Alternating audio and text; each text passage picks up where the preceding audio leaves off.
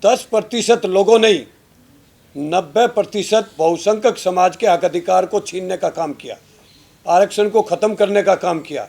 आज वो लोग आर्थिक, सामाजिक, राजनीति और प्राइवेट सेक्टर में देश की संस्थानों पर, देश की राजनीति पर 90% कब्जा जमाए बैठे हैं, जबकि देश के 90% बहुसंख्यक समाज जो उनको हिस्सेदारी मिलनी है वो नहीं मिल पा रही है। इसीलिए वी द पीपल के नेतृत्व में 28 नवंबर को जातिगत जनगणना, जो बहुसंख्यक समाज की सभी बीमारियों की एक ऐसी दवाई है, अगर ये जनगणना हो जाती है तो सरकार पर दबाव बनेगा कि जो 10% लोग ही कब्जा जमाए बैठे हैं वो कैसे जमाए बैठे हैं, क्योंकि बहुसंख्यक समाज की आर्थिक स्थिति, सामाजिक स्थिति, राजनीतिक स्थिति बिल्कुल ख़राब है। तो कहीं ना कहीं हमारी सबसे पहली मांग है और सबसे बड़ी डिमांड है कि अब की बार जो जनगणना होने जा रही है वो जनगणना नहीं, वो SC, ST, OBC और माइनॉरिटी नहीं, देश में उन 10% जो मन्नुवादी लोग हैं उनकी जनगणना हमारे से पहले कराई जाए कि कैसे वो 90% कब्जा जमाए देश की सामाजिक राजनीति पर बैठे हुए हैं। ये देश की जनता जानना चाहती है। तो हमारी सबसे बड़ी डिमांड है जातिगत जनगणना कराई जाए। दूसरा, अभी हमारे साथियों ने बताया 2014 से लेकर आज 24 आ चुका, लोकसभा के कई चुनाव हो चुके हैं, अनेकों विधानसभा राज्यों में चुनाव हो चुके हैं। कहीं ना कहीं 14 से लेकर अब तक जो बाबा साहब ने हमें संविधान में वोट डालने का हक दिलाया था, वो वोट की ताकत भी ने छीन ली हमारे से। तो कहीं ना कहीं ये से बनी हुई सरकार है, ये हमारी वोट की ताकत से बनी हुई सरकार नहीं है। तो ये निष्पक्ष ईमानदारी से चुनाव नहीं हो पा रहा है। इसलिए हमारी वी द पीपल के नेतृत्व में ये डिमांड है कि अब की बार जो भी चुनाव आया उस चुनाव को बैलेट पेपर से कराया जाए ताकि निष्पक्ष चुनाव हो और जो देश के 140 करोड़ लोग ईमानदारी से वोट जिसको देते हैं वही सरकार चुनकर सत्ता में, विधानसभा में आए, ताकि वो सभी को साथ लेकर आर्थिक, सामाजिक, राजनीतिक हिस्सेदारी दिलाने का काम करे। इसके साथ साथ साथियों, ये तो प्रमुख मुद्दे हो गए। इसके साथ साथ आप आपने देखा होगा कि ओल्ड पेंशन का भी हमारे साथी बैठे हुए थे। ओल्ड पेंशन के साथ आप सोचिए कि आज जो राजनेता जो सरकार में बैठे हुए हैं, एक एक MLA, एक एक MP 6-6 पेंशन ले रहा, और जो देश की सरकार में 60 साल तक देश की सेवा करता है उसकी पेंशन भी छीनी जा रही है। चाहे वो अग्निवीर बनाकर छीनी जा रही है, चाहे वो हमारे सरकारी संस्थानों को गेल, बेल, रेल, हवाई अड्डा, बस अड्डा सबको प्राइवेट सेक्टर में लाकर, इसका एक सीधा सा मतलब जाता है कि कहीं ना कहीं ये वर्तमान में जो बहुसंख्यक समाज के खिलाफ जो सरकार बैठी हुई है, ये प्राइवेट सेक्टर करने का इसका एक ही रीजन है कि SC, ST, OBC और माइनॉरिटी के लोग जो 78 वर्षों में जो बड़े बड़े डॉक्टर, इंजीनियर, IPS बड़े बड़े अधिकारी बन रहे हैं, राजनेता में जा रहे हैं, इनको कैसे रोका जाए। तो इसलिए वो प्राइवेट सेक्टर कर कर कहीं ना कहीं हमें जो है आरक्षण को छीनने का काम कर रहे हैं। बाबा साहब के संविधान ने जो हमें हक दिलाया, संविधान को तोड़ने का काम कर रहे हैं। इसलिए हमारी 28 नवंबर को जो दिल्ली के रामलीला मैदान में सामाजिक न्याय महाकुंभ होने जा रहा है, मैं खासकर देश के सभी सामाजिक संगठनों से, देश के सभी 90% बहुसंख्यक समाज के देशभक्तों से, डायमूल निवासियों से कहना चाहता हूँ, बहुत हो चुका है। 78 वर्ष देश को आज़ाद हो चुके हैं। कहीं ना कहीं आज हम सब लोगों को बाबा साहब के पद चिन्हों पर, फूले के मंडल के पद चिन्हों पर चलना पड़ेगा, उनकी तरह संघर्ष करना पड़ेगा और एकजुट होकर जिस दिन हम अपने महापुरुषों के पद चिन्हों पर चलेंगे, कोई ताकत नहीं जातिगत जनगणना होने से रोक दे और हटाकर बैलेट पेपर से चुनाव होने से रोक दे, संविधान को कोई हाथ लगा दे, कोई आपके आरक्षण को हाथ लगा दे। इसलिए आओ 28 नवंबर को दिल्ली के रामलीला मैदान में सुबह 10 बजे से पहले पहुंचकर अपनी संख्या दिखाए और अपनी ताकत दिखाए और इस सरकार को झुकाकर बड़ा आंदोलन करना पड़े वो भी करेंगे, वोट की ताकत इनके खिलाफ करनी पड़े वो भी करेंगे और जातिगत जनगणना कराकर 90% लोगों को आर्थिक, सामाजिक और राजनीति और प्राइवेट सेक्टर में हिस्सेदारी दिलाकर दम लेंगे। इसलिए मैं सभी से आह्वान करता हूँ आज चैनल के माध्यम से भारी संख्या में पहुँचकर इस महाकुंभ को, सम्मेलन को कामयाब करें। या आपके आने वाली बच्चों को आज वर्तमान में जो हक अधिकार छिड़ा उसको रोकने के लिए, जो वर्तमान में अत्याचार अन्याय हो रहा है उसको न्याय दिलाने के लिए ये महाकुंभ का आयोजन विद द पीपल के तमाम संगठनों के नेतृत्व में हो रहा है। इसलिए आपसे विनती है कि ज़्यादा से ज़्यादा संख्या में पहुंचकर इसको कामयाब करें। बच्चों की, मासूम बच्चों की शिक्षा देके काबिल बनाना और बीमार आदमी का इलाज कराना, हेल्थ एंड एजुकेशन गवर्नमेंट और समाज की जिम्मेदारी होनी चाहिए। ये बिल्कुल जायज़ बात है। दूसरी बात जो सबसे महत्वपूर्ण और ये है, दूसरी बात कि जो चुनाव हुए हैं, आज़ादी का सबसे बड़ा हमारा जो आउटपुट है वो वोट डाल के सरकार बनाने का है। लेकिन पिछले 8-10 सालों में हम ये देख रहे हैं कि लोगों के वोट से सरकार नहीं बन रही, बिना प्रतिनिधि चुने जा रहे हैं।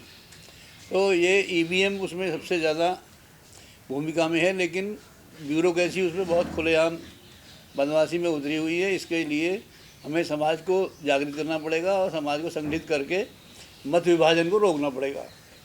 इसके लिए पिछले साल हमने चुनाव से पहले पब्लिक का एक घोषणा पत्र जारी किया था।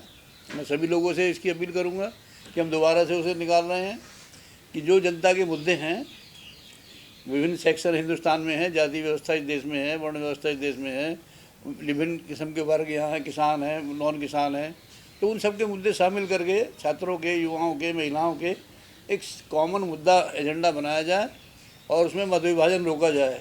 इसके लिए मैं सभी लोगों से अपील करते रहता हूँ। 28 नवंबर के प्रोग्राम में हम लोग किसान संगठनों से सबसे अपील करेंगे कि वो इसमें शामिल हों और जो ये आंदोलन, जो जनता के आम मुद्दे हैं, उसको लेके लोगों में जागरूकता अभियान चलाया जाना चाहिए। मत विभाजन को रोका जाए और जनता में बताया जाए कि उनके जो सरकार है वो कारपोरेट की सरकार है। कारपोरेट के लिए वो सब कुछ करने को तैयार हैं, पब्लिक के लिए कुछ भी करने को तैयार नहीं है। जहाँ तक शिक्षा का भी बताया इन्होंने, मैं भी पढ़ा हूँ सरकारी स्कूल में। 58-54 कुछ फीस जाती थी, मतलब कोई मायने ही नहीं था फीस का, और मैं अधिकारी बना पढ़ के।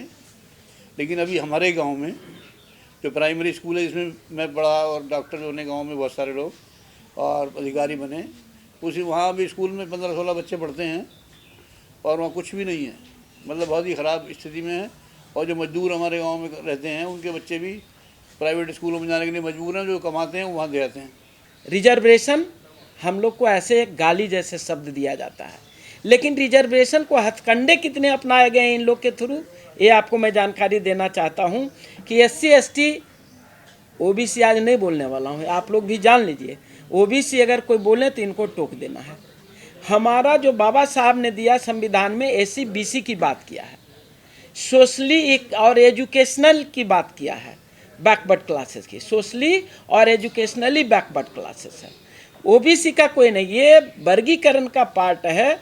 और उसमें क्या क्या दिया है, SC BC और SC ST में भी, अभी SC ST में नहीं है वर्गीकरण, लेकिन SC BC में वर्गीकरण कर दिया गया है, जिसमें क्रीमी लेयर का मानदंड लगा दिया गया है, जो कि बहुत छोटा अमाउंट है, जो हर आदमी, हर बच्चा उस क्रीमी लेयर को एग्जम्प्ट नहीं करता। इसकी वजह से जो हमारी लड़ाई है, जो ताकतवर लोग, जो पूंजीपति चंद लोग हैं, 1%, बिहार की जाति जनगणना कहती है कि मात्र 1% के लोग जो कि सक्षम है SC BC के, और उनके ऊपर क्रीमी लेयर जैसे मानदंड को लगा दिया गया है। हमारी न्यायपालिका में नगण्य है हम लोग कहीं केस मुकदमा नहीं कर सकते हैं, केस मुकदमा करते भी हैं तो हमारे तरफ जस्टिस नहीं आता। अब हमारे बच्चे के जो आरक्षण है, जिसमें या तो नियुक्ति है या तो बच्चे के हायर एजुकेशन है, 10th क्लास तक का कोई ऐसा प्रावधान है नहीं, लेकिन जो नियुक्ति और ये जो हमारे अपॉइंटमेंट में है उसमें कई हथकंडे हैं।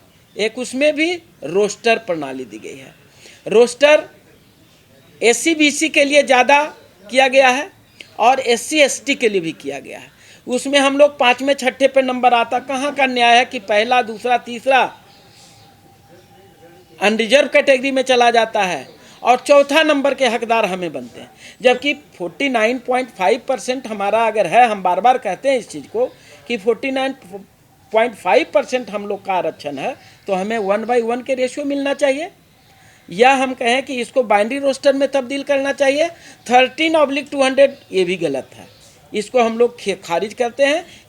हम लोग 1/1 रोस्टर की मांग करते हैं। दिल्ली में एक बहुत बड़ी चैलेंज है, 1993 शादी यहीं किया, बच्चे यहाँ पैदा किया, और जो बच्चा पैदा हुआ है वो बच्चे को भी आपको डोमिसाइल सर्टिफिकेट देना पड़ेगा। इसके वजह से हमारे तमाम 90% के जो बच्चे हैं वो एजुकेशन में से वंचित हो जाते हैं, नियुक्तियां से वंचित हो जाते हैं। तो ऐसे मुद्दे को हम लोग ख़त्म करने का प्रयास किए हुए हैं।